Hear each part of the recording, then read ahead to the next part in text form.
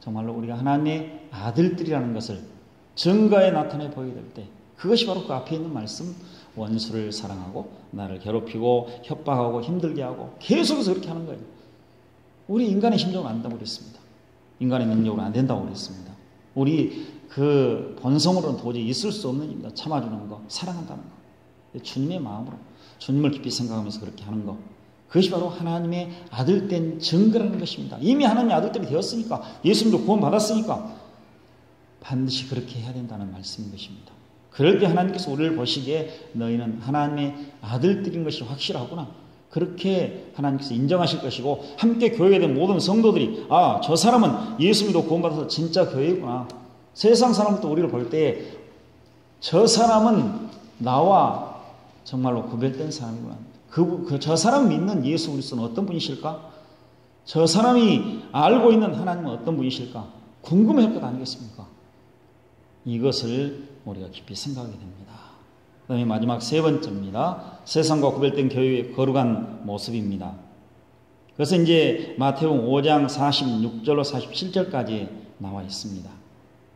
그래서 그 말씀 마지막 48절까지 나와 있는데, 이제 이 말씀을 보면은 46절로 47절을 보니까 너희가 너희를 사랑하는 자를 사랑하면 무슨 상이 있으리요? 세리도 이같이 아니하느냐.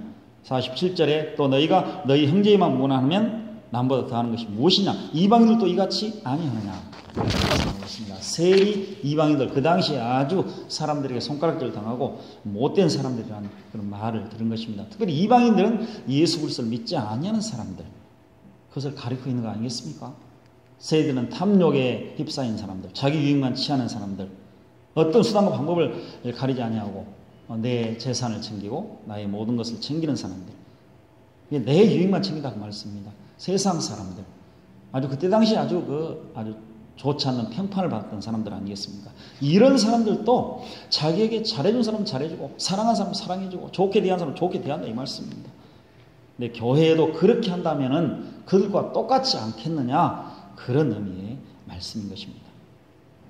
그래서 이 하나님의 교회는 하나님의 상을 받기 위해서 이웃을 사랑하고 또 이웃이 나에게 고통을 줄 때 그들에게 좋게 대해주고 그런 것이 아니고, 우리는 세상 사람들과 이 세리와 같은 사람들과 구별된 하나님의 참 교회이기 때문에 마땅히 이렇게 해야 된다는 사실입니다.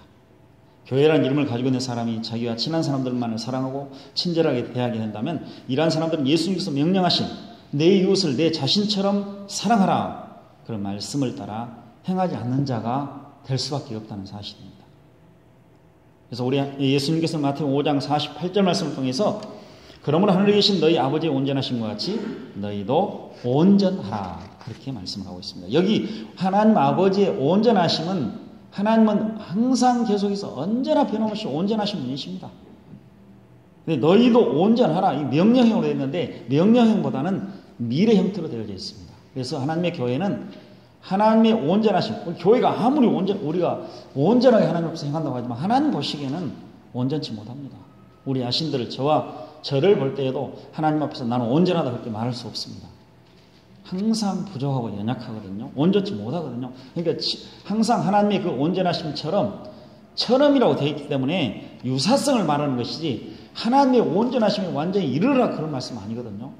참 우리가 아무리 온전하고 아무리 거룩하고 아무리 하나님 앞에서 하나님의 말씀대로 산다고 하지만은 하나님 보시기에는 어린아이의 수준에 불과하고 부족하고 연약할 수 없지만은, 하나님 앞에서 정말 우리가 이웃에 대한 사랑을 나타내고 있다면, 하나님의 말씀대로 행하고 있다면 하나님께서는 우리를 온전하게 보아주신다, 그런 말씀입니다. 그래서 하나님과 유사한, 똑같은 그런 온전함이 아니고 유사한 온전함을 말하고 있고, 오늘 이 온전함을 지금도 성령의 능력으로 계속해서 간직하고 유지하며 살아가면서 앞으로 더욱더 온전함을 향하여 나아간다는 그런 의미가 있습니다. 그래서 미래형으로 되어 있습니다. 너희도 온전하게 될 것이다, 그런 의미로 되어져 있는 것입니다. 하나님은 언제나 온전하셔요. 변함없이 온전하십니다. 예나 지금이나 앞으로도. 근데 우리는 온전치 못하기 때문에 그 하나님의 온전하심의 유사성, 비슷한 그런 유사성을 가지고 계속해서 앞으로 온전히 나아가야 된다. 그것이 바로 이웃을 네 자신처럼 사랑하는 것이다. 이 모든 계명들 우리가 제5계명부터 제10계명까지 쭉 있지 않습니까? 10계명에 보면 그 계명들이 바로 딱 요약이 되지 않습니까? 예수님께서 말씀하신 것처럼. 그래서 내 이웃을 내 자신처럼, 어떤 때는 내 몸처럼 사랑하는 옛날 그런 번역들이 있었습니다만 그건 좀 맞지 아니하고 네 자신처럼, 너 스스로처럼 그렇게 해보면 우리 모든 것이 다 포함됩니다. 거기에 몸처럼 해보면 내 몸만 생각하거든요. 그것이 아니고 우리 전 인격 전체 생활에 다 포함이 됩니다. 그렇게 사랑하라는 것입니다.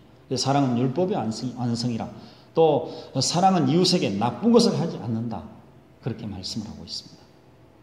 그래서 오늘 말씀 우리가 볼 때 하나님의 온전하심처럼 우리도 그 온전함을 향하여 날마다 달려가는 모습 보여지는데, 그 중에 한 가지가 바로 이웃을 내 자신처럼, 특별히 원수까지라도 어떤 사람이 나와서 내 이웃은 누구입니까? 예수님께 질문했듯이 그 사람은 이제 내 이웃은 나에게 잘해준 사람 아닙니까? 가까운 사람 아니겠습니까? 나를 사랑해준 사람 아니겠습니까? 이렇게 나왔던 것입니다. 이방인들 말고, 원수들 말고 정말로 예수 믿고 구원받은 사람들만 지금 생각하면, 그리고 나에게 잘해준 사람만, 가까운 사람은 내 이웃 아니겠습니까? 라고 질문한 것 아니겠습니까? 근데 예수님께서는 더 넓혀서 예를 들어서 말씀을 하신 거예요. 바로 가까이 없더라도, 너를 사랑하지 않더라도, 너 관계없는 처음 본 사람까지라도 사랑해야 된다, 그렇게 말씀하신 것입니다. 이제 하나님의 교회가 이 땅에 살아갈 때 나를 미워하고 괴롭히고 힘들게 하는 사람들이 이 땅에는 많이 있습니다. 정말 예수 안 믿는 사람도 있겠지만은 또 함께 교회가 된 성도들 중에도 그런 사람들을 우리가 발견할 수밖에 없습니다. 발견할 수 있다는 사실입니다. 그럴 때마다 참으로 이 말씀을 생각하시면서 그들이 아무리 나를 일평생 괴롭힐지라도, 한두 번이 아니고 일평생 괴롭힐지라도 하나님께서 예수 믿고 구원받은 사람들과 믿지 않는 사람들에게 해와 또 비, 해를 비치시고 비를 내려주신다. 그래서 하나님께서는 이제 한두 번 마신 것이 아니고 장기간에 걸쳐서 계속해서 그렇게 하신다는 거예요.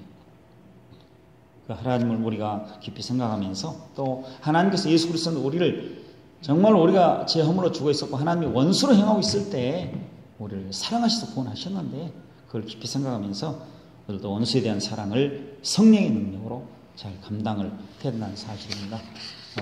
그리고 또 우리가 하나님의 온전하심에 온전히 이르지 못하지만은 하나님께서 보시기에 온전한 그 상태로 이르기 위해서 날마다 성령의 능력으로 힘쓰는, 특별히 이웃에 대한 그 사랑, 내 자신처럼 사랑한다, 이걸 깊이 생각하시면서 늘 참고 승리하는 교회가 되시기를 바랍니다. 기도드리겠습니다. 거룩하신 아버지 하나님,